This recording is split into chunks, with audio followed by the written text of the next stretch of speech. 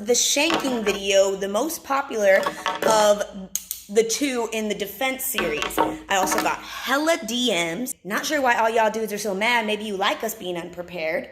I'm not gonna come shank you in the neck for no reason, brah. You can go ahead and stop jerking off to my photos. Peace out. Your angry ass messages are only making me better, so thank you. And for all the dudes that are like, oh, you know, these techniques, maybe they're not gonna work well in circumstances XYZ, there's a hotline for you. Every voice matters. 1-800 try me if you want to. Okay, so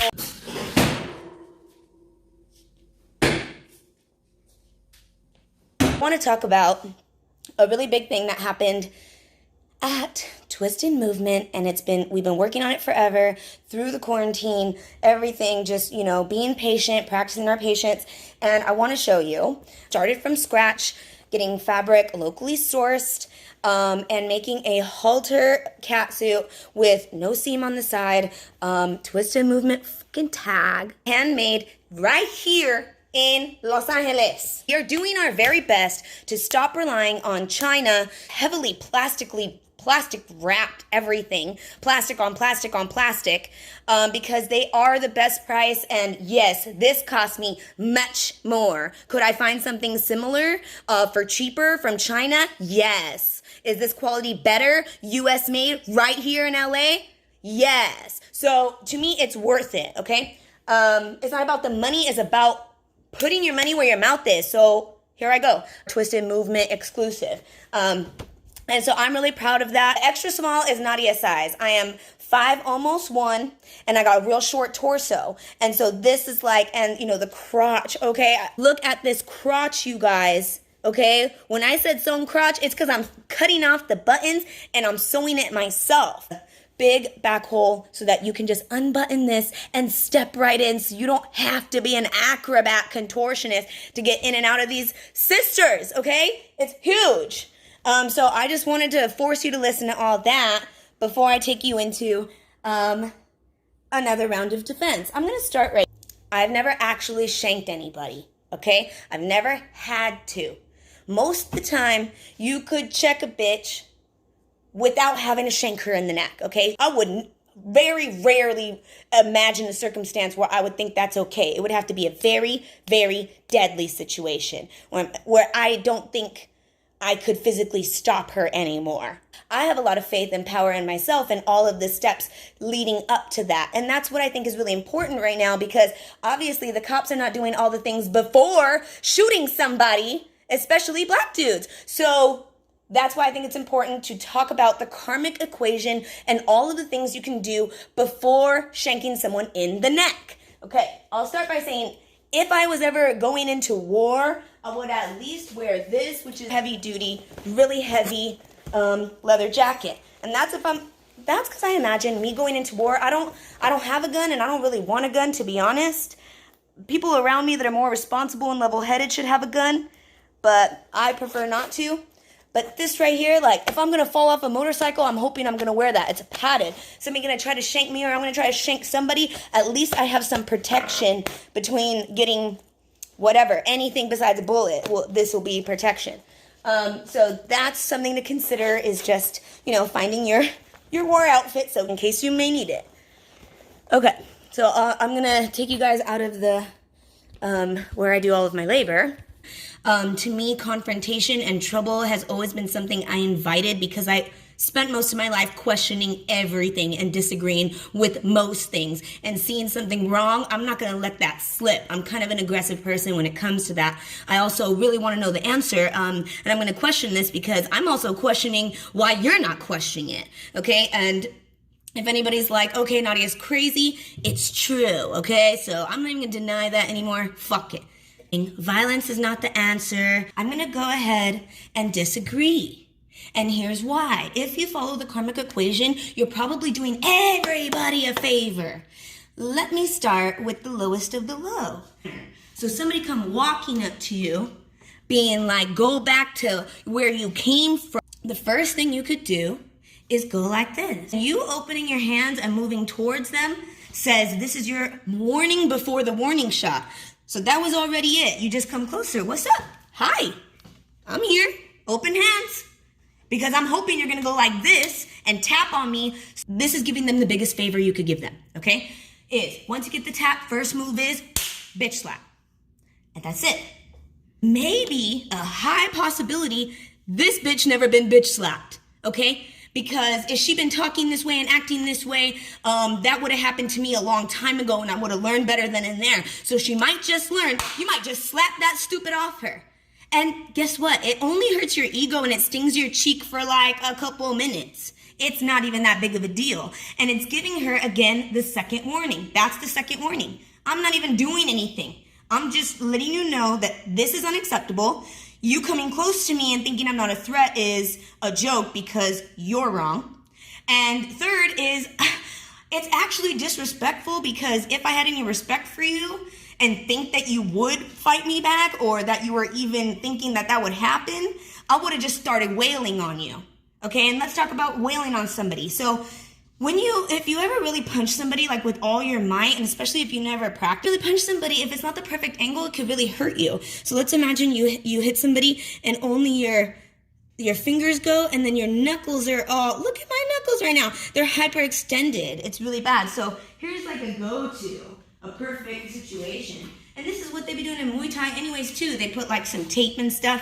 But if you hold on to something the size of a lighter, and you punch somebody, it's gonna be way more solid because you can't really hyperextend your knuckles. Okay, so without the lighter, you're like crunching your own fingers onto your hand and it could really hurt. Like when you punch somebody, you've been like, oh, fuck.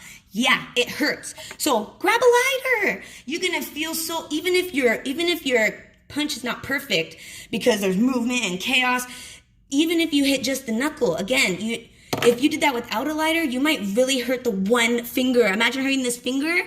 It'd be terrible. So hold on to a lighter. Even if you don't know what you're doing, just aim at it on it. You know what I mean? It's fine. Second thing is, if you're drinking, okay, this is kind of a bad example. Actually, I don't think I would do this with the can, but I've never actually been in that situation.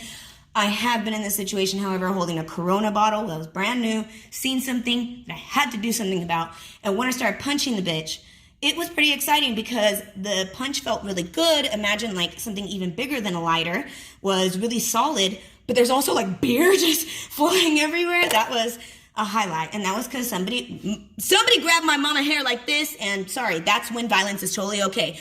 You never been tested or you never seen somebody grab your mom's hair like that? Because I have. And you know what happens? You beat a bitch while you're holding the Corona bottle and it's spilling over you and her and you don't give a fuck.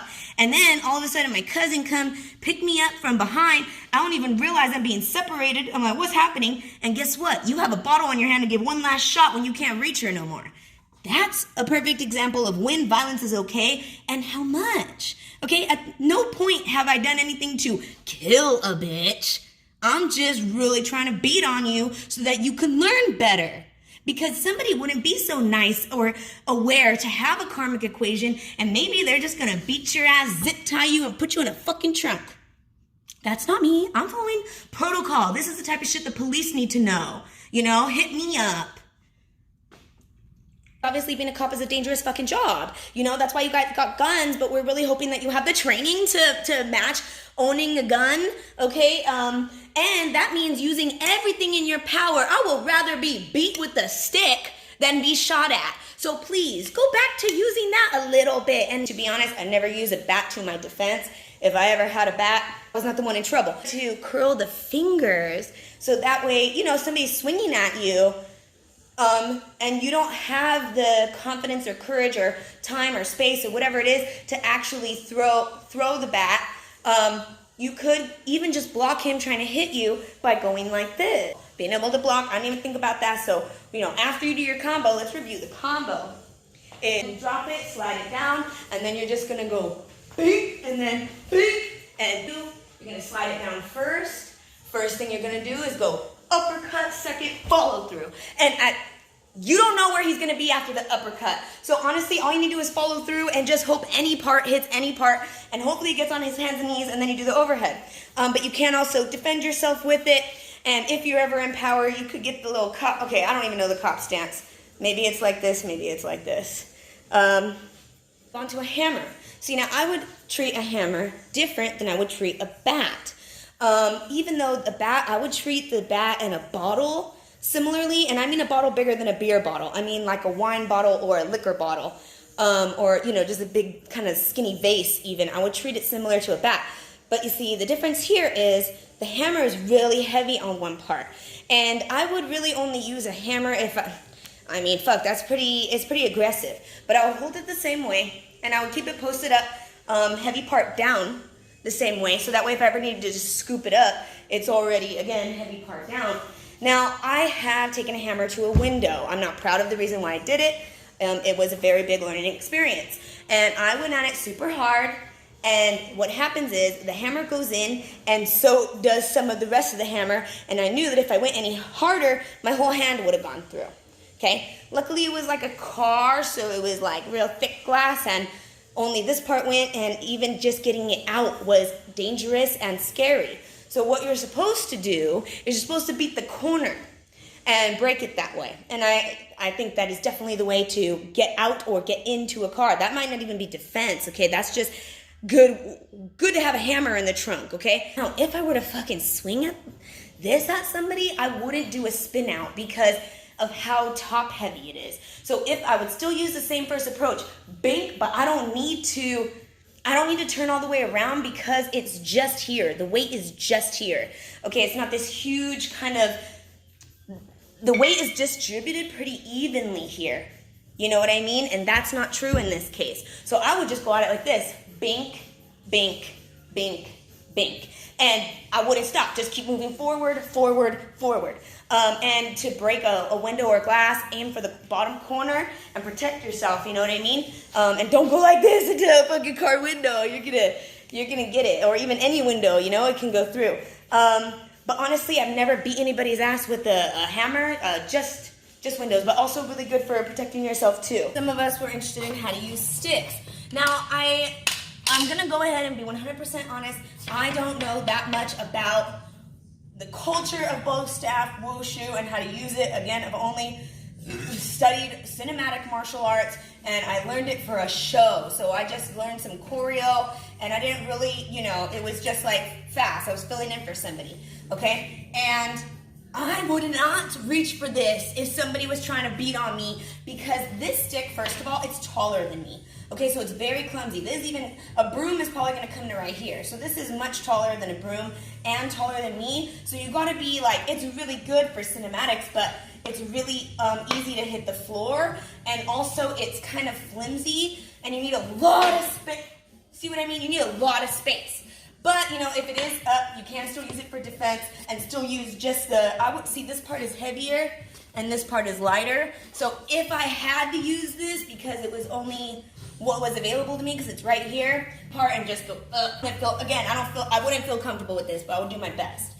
Here is the tool though. That's all. It's heavy as hell. Okay, and this is legit right here. This is that it's so heavy that it's really great training. And what happens is when you do any sort of motion, it can open these. So even just the attempt of opening this and closing this is, I'm going like this, and see, it just opens up. It's pretty sick. Now let's say I'm like, damn, now what? In order to close this, you have to really slam it against something, okay? Like, it's not gonna just ever so lightly close. No. You gotta slam it closed. That's the idea of trying to get this open and then trying to get it closed and closed. That's already like kind of the idea of how I would use it. Strike it open. Now let's say you're in front of me. I would try to just close it on your chest. And so it really gives me the visualization of stabbing downward and committing. Constructed this for scissor throwing, but anytime that I've missed, it can be pretty dangerous. Like, for example, like, you know, that, for example, too, is missing a piece. So these go flying. So it's just gotten kind of dangerous to practice, even though I think it's super fun. So what I decided is to practice sort of double shank techniques, because I have so many of these that it wouldn't be crazy for me to just have two if need be. It is a backhand like that, and the second one is an overhand. And again, I never shanked anybody, so this is just all theoretical at this point. fucking scary, man. They got so many holes that it fell apart.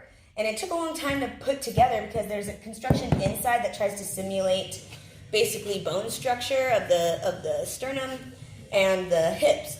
And so that way this could kind of simulate a torso, you know? And it just fell apart and I was really disappointed. I was like, fuck, I have to build it again. And now that I built it again, I did a cheap-ass job. And I can feel it now. So just FYI, I should show the back end of that. Damn, see, I can't even twist there.